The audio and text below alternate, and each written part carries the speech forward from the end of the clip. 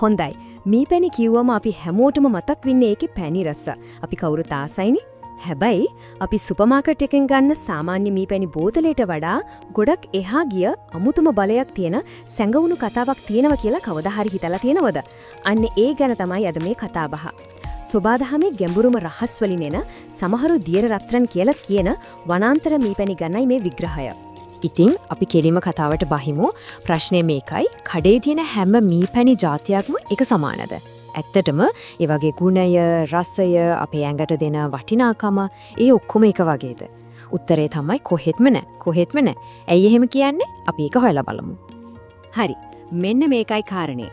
අපි සාමාන්‍යයෙන් පාවිච්චි කරන මීපැණි වලින් වැඩි හරියක් ඒවා සැකසීමේ ක්‍රියාවලියක් කරහා යනවා. ඒ කියන්නේ රත් කරනවා, හොඳටම පෙරනවා, ඒ වගේ දේවල්. හැබැයි වනාන්තර මීපැණි කියන්නේ ඊට හාත්පසින්ම වෙනස් කතාවක්. ඒක තමයි සුබාදහමේ මීවදෙන් කෙලින්ම බෝතලයට එන කිසිම සැකසීමක් නැති අමු මීපැණි. මේකේ තියෙන වැදගත්ම රහස තමයි මේ මීපැණි එන තැන.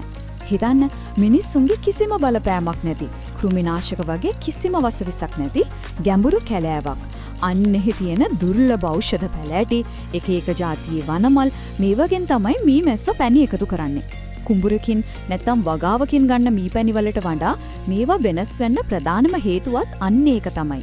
හොඳයි. එහෙනම් අපි දැන් බලමු මේ වනගත වෙනස කියන්නේ මොකක්ද කියලා. ඇයි මේ මීපැණි මෙච්චරටම සුවිශේෂී? ඒකට හේතුව තමයි මේක හදන්නේ විශේෂ මීමැස්සි වර්ගය සහ ඒ මීමැස්සෝ ජීවත් වෙන පරිසරය. මේ කතාව පටන් ගන්නෙම වෙනස්ම විදිහේ මීමැස්සෙක්ගෙන්.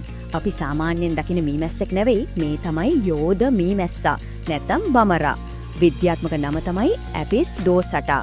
මේ යෝධ මීමැස්සන්ගේ තියෙන විශේෂත්වය තමයි ඔවුන්ගෙන් ලැබෙන මීපැණිවල ගුණයටත් කෙලින්ම බලපාන්නේ. මේ වෙනස කොච්චරද කියලා බලන්න. යෝධ බමරා, ඒ කියන්නේ ඇපිස් ඩෝසාතා, අපි සාමාන්‍යයෙන් මීපෙට්ටිවල දකින ඇපිස් මෙලිෆෙරා කියන මීමැස්සට වඩා දෙගුණයක් විතර ලොකුයි. ඒ විතරක් නෙවෙයි, යාලා වද හදන්නේ ගස් බෙනවල හරි පෙට්ටිවල හරි නෙවෙයි, උස්ස ගස්වල අතුවල නැත්නම් ලොකු ගල් පර්වතවල එලිලා එලි මහනෙමයි තියෙන්නේ. ඒ වගේම යාලා හරිම ආක්‍රමණශීලී. ඉතින් මේ හැසිරීම, මේ ශාරීරික ලක්ෂණ ඔක්කොම යාලා එකතු කරන මීපැණි වලට බලපානවා. ඉතින් මේ හැම දෙයකම ප්‍රතිඵලය මොකද්ද? වනාන්තර මීපැණි සාමාන්‍ය මීපැණි අතර වෙනස පැහැදිලියි. එක පැත්තකින් වනමල්, ඖෂධීය පැලෑටි සිය ගානක ගුණය තියෙන, ප්‍රතිඔක්සිකාරක සහ එන්සයිම් වලින් පිරුණු හරිම තීව්‍ර පොහොසත් රසක් තියෙන වනාන්තර මීපැණි. අනිත් පැත්තෙන් ගොඩක් වෙලාවට එකම වගාවකින් යන, සැකසීම නිසා ගුණය අඩු වෙච්ච මෘදු ඒකාකාරී රසක් තියෙන සාමාන්‍ය මීපැණි. වෙනස ලොකුයි නේද? හරි. අපි මීමැස්සෝ ගැනයි පරිසරය ගැනයි කතා කළා. දැන් අපි යමු ඊටත් වඩා ගැඹුරු කතාවකට. ඒ තමයි මේ මීපැණි සහ මිනිස්සු අතර තියෙන පුරාණ සම්බන්ධය. මේක නිකම්ම කෑමක් ගැන කතාවක් නෙවෙයි. මේක සම්ප්‍රදාය, ගෞරවය වගේ දේවල් ගැන කියවෙන කතාවක්. අපි ශ්‍රී ලංකාව ගැන කතා කරොත් මේ කතාවේ ප්‍රධාන චරිත තමයි අපේ ආදිවාසී වැඩි ජනතාව. ඔවුන්ට මීපැණි කියන්නේ නිකම්ම කෑමක් නෙවෙයි. ඒක යාළගේ ජීවිතේම කොටසක්, යාළගේ වත්පිළිවෙත් වලට, යාළගේ වෙදකමට, ඒ හැම දෙයකම නැතුවම බැරි පූජනීය දෙයක් විදිහටයි ඔවුන් මීපැණි සැලකන්නේ. මේ සම්ප්‍රදායේ තිරසාර බවට හොඳම උදාහරණය තමයි ඔවුන් පාවිච්චි කරන මෙවලම්. බලන්නකෝ. මීවදේ කපන්න ගන්න මස්ලිය. මීවදේ එකතු කරන්න මුවහමකින් හදාගන්න මලු දෙම. ඒත් මේ හැම එකකටම වඩා විශේෂ දෙයක් තමයි හුල. ඒ කියන්නේ අමු කොළ වලින් හදාගන්න දුම්ගුලියක්. මේකින් කරන්නේ මීමැස්සන්ට කිසිම හානියක් නොකර එයාලව මෘදුව එතනින් අයින් කරන එක. සෝබාදහමට කොච්චර ගරු කරනවද කියන එකට මීට වඩා උදාහරණයක් තවත් නැහැ.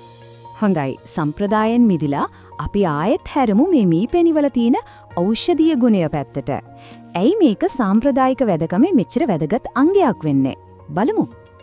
ආයුර්වේදයේ හරිම අපූර්ව සංකල්පයක් තියෙනවා යෝග වාහය කියලා. ඒකේ තේරුම තමයි වාහකය කියන එක. හිතන්නකෝ. මීපැණි කියන්නේ නිකම්ම ඖෂධයක් විතරක් නෙවෙයි. ඒක හරියට ටැක්සියක් වගේ. වෙන ඖෂධත් එක්ක මිශ්‍ර කළාම ඒ ඖෂධවල ගුණය ශාරීරියේ අවශ්‍යම තැන්වලට අරගෙන ගිහින් ඒවයි කාර්යක්ෂමතාවය වැඩි කරනවා. අන්න ඒකයි යෝග වාහී කියන්නේ. පෝෂණය පැත්තෙන් බැලුවොත් මේක ඇත්තටම පුංචි බලාගාරයක්. විටමින් C, B වර්ගයේ විටමින් ඊට අමතරව කැල්සියම්, යකඩ, පොටෑසියම්, සිංක් වගේ ඇඟට නැතුවම බැරි ඛනිජ ලවණ ගොඩක් මේකේ තියෙනවා. ඒ කියන්නේ මේක නිකම්ම පැණි රස දෙයක් නෙවෙයි, ස්වභාවිකවම එන ශක්ති ප්‍රභාවයක්. අපේ ශාරීරියේ ප්‍රතිශක්තිය, ඒ කියන්නේ ලෙඩවලට ඔරොත්තු දීමේ හැකියාව වැඩි කරන්නත් මේ මීපැණි උදව් වෙනවා. ඒ කොහොමද? මේකේ තියෙනවා ෆ්ලේවනොයිඩ්ස් සහ පොලිෆෙනෝල් වගේ ප්‍රබල ප්‍රතිඔක්සිකාරක. මේවා හරියට අපේ ශරීරයේ ඉන්න ආරක්ෂක බටයෝ වගේ. ශරීරයේ සෛලවලට හානි කරන නිදහස් රෙඩිකලුන් කියන අහිතකර අංශයක සටන් කරලා අපිව ලෙඩ වලින් ආරක්ෂා කරනවා. මේකේ තියෙන ප්‍රයෝජන එකක් දෙකක් නෙවෙයි. බලන්න තුවාලයක් වුණොත් ඒක ඉක්මනට සුව කරන්න උදව් වෙනවා. ඒකේ තියෙන ස්වභාවික විෂබීජනාශක ගුණය නිසා. උගුර රිදෙනවට, කැස්සට ඒක ඉතින් අපි කවුරුත් දන්නවනේ. බඩේ අමාරුවකට, අජීර්ණයකට සහනයක් ගේනවා. ඒ විතරක් නෙවෙයි මොලේ මතකයේ සම්බන්ධ ක්‍රියාකාරීත්වය වැඩි දියුණු කරන්නත් මේකේ තියෙන පොලිෆෙනෝල් උදව් වෙනවා. ඇත්තටම කිව්වොත් මේක සබහාදහමේම පුංචි ඔසුසලක් වගේ. හරි. මේ හැමදේම ඇහුවට පස්සේ හිතනවා ඇති ඉතින් අපි කොහොමද හොඳ පිරිසිදු මීපැණි තෝරගන්නේ කියලා. මේ අවසන් කොටසේ ඒකත තමයි. දැනුවත් පාරිභෝගිකයෙක් විදිහට වනාන්තරය තමන්ගේ මුළු තැඟට ගෙන හැටි ගැන බලමු.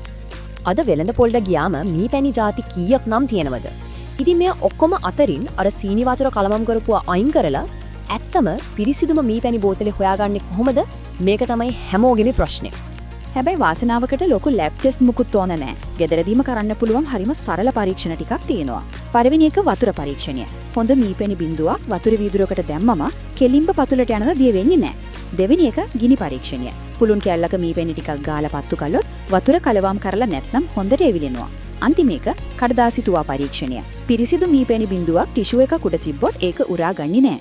මේ සරල දේවල් වලින් ගොඩක් දුරට ඇත්ත නැත හොයාගන්න පුළුවන්. ඒ ටෙස්ට් වලට අමතරව තවත් දේවල් තියෙනවා බලන්න. හොඳ මීපැණි වල ඝනකමක් තියෙනවා. ඒ වගේම හරිම සුවිශේෂී තද මල් සුවඳක් එනවා. හැබැයි මේක තමයි වැදගත්ම දේ. කාලයක් යනකොට පිරිසුදු මීපැණි ස්වභාවිකවම කැටි ගැහෙනවා. ඒ කියන්නේ සීනි වගේ වෙනවා.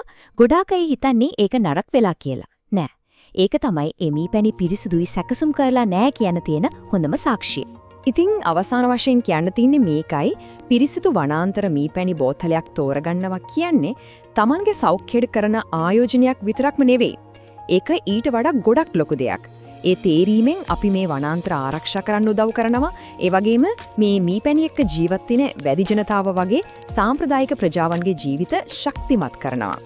ඉතින් ඊළඟ වතාවේ මීපැණි බෝතලයක් අතට ගන්නකොට ඒක පිටිපස්ස තියෙන මේ සම්පූර්ණ කතාව මේ ගැඹුරු සම්බන්ධය ගැන පොඩ්ඩක් හිතන්න. ඒ තේරීම හිතනවට වඩා කොච්චර වටිනවද කියලා එතකොට තේරෙයි.